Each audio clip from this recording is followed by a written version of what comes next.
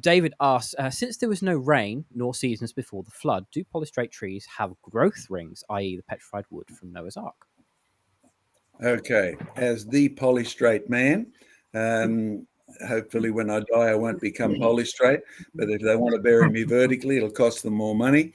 The hole needs to be a little deeper than just the ordinary 2 meters to stop the dogs digging me up. Interesting fact of little burial procedure there.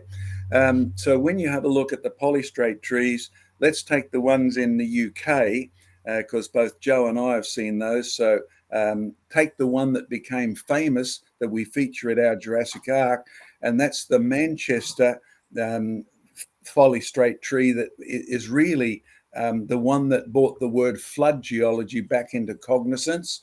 If you get the Geology of Manchester, which I think is out of print now, you get Professor Broadmoor and some of the others who actually talk about one polystrate tree and the reason it puzzled them.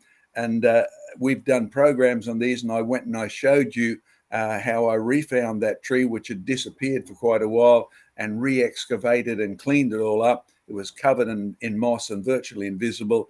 They were talking about the number of layers beside this tree, and the reason it was famous was that you find so many heaps and heaps and heaps of layers, the strata beside it, and there'd be the sea deposits, land deposits. It would be barren.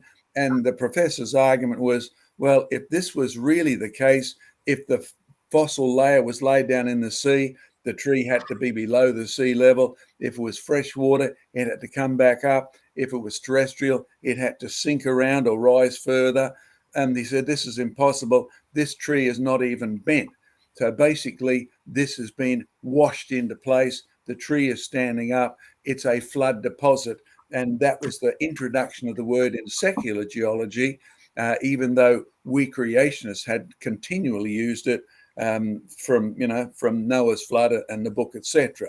Now, when you look at most of the polystrate trees in the UK coal deposits, the question of tree rings is interesting. But when you excavate them, I've collected whole cross sections, and you'll find these ones are devoid of rings by and large. For one simple reason, they belong to a family of plants which don't have rings anyway. So when you look at the equisetum type plants, or you look at the reed type plants, you learn one thing. In days of yore, these plants were enormous. The equivalent plants today may be 18 inches, half a meter tall on average.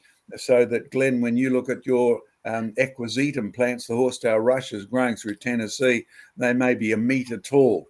And yet in the rocks, I've seen them 100 feet or 30 meters tall, but they are hollow in the rocks and they fill in. And it creates all sorts of interesting arguments about how does the mud get inside them? Well, they're hollow, and I've got some fabulous fossils from inside these trees. There are animal fossils, there are amphibian fossils, there are all sorts of fossils that have actually been washed into the trees, but no tree rings. Remember I told you in that deposit that we so laboriously had to circuitously get 2.5 hours of travel just to get there and then back out again. That big squashed log, they cannot be polystrate going across many layers if they're being laid horizontally, because being hollow, the pressure will just squash them. If they are vertical, then they can be filled in, so they'll maintain their vertical structure, but they won't have tree rings. But then I showed you two, one that was the vertical section and one that was at 45 degrees. Now they are woody trees and mostly pine trees in the pine family. And in the present world, the southern conifers, the Araucarias, have rings, and they have them in the fossil tree record as well.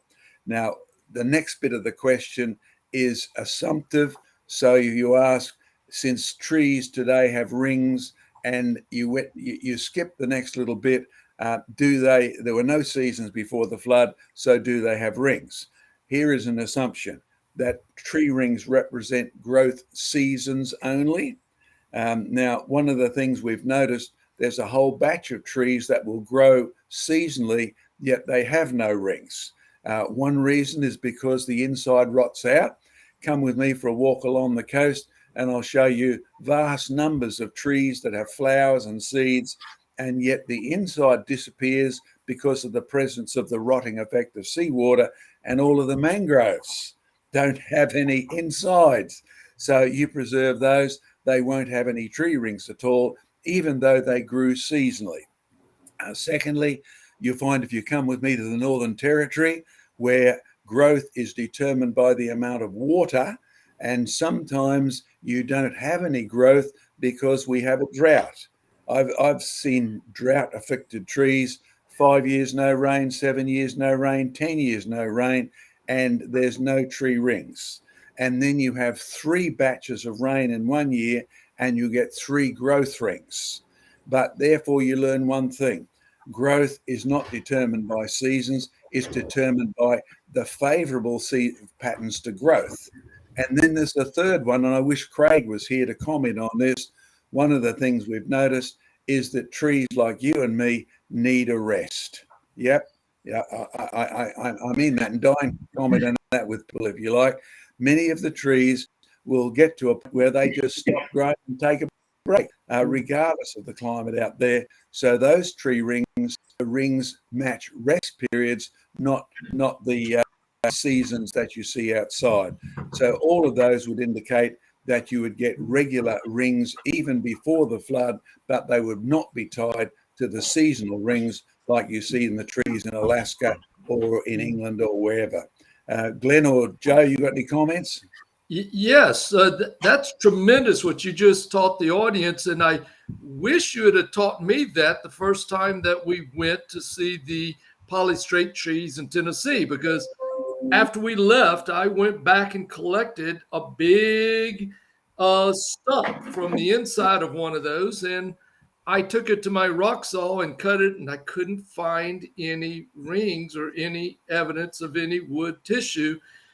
And then, it was a couple of years later, I started getting involved with you in creation research, and I learned that those were calamites. Those were vascular hollow plants. But I didn't know that from the first time we went out. So I wish I'd have heard this talk 4 years ago.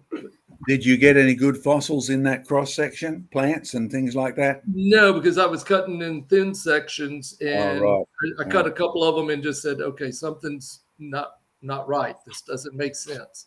There's no evidence of any wood tissue inside what I thought was a petrified tree. Internal cast of the lycopods, yeah. It's a similar ones to you get up at where if you look back on the road trip which I did to Northumberland, you can actually see as it's eroding out, you've got this lovely shell of a sort of a bark, and then the inside's just hollow infill. So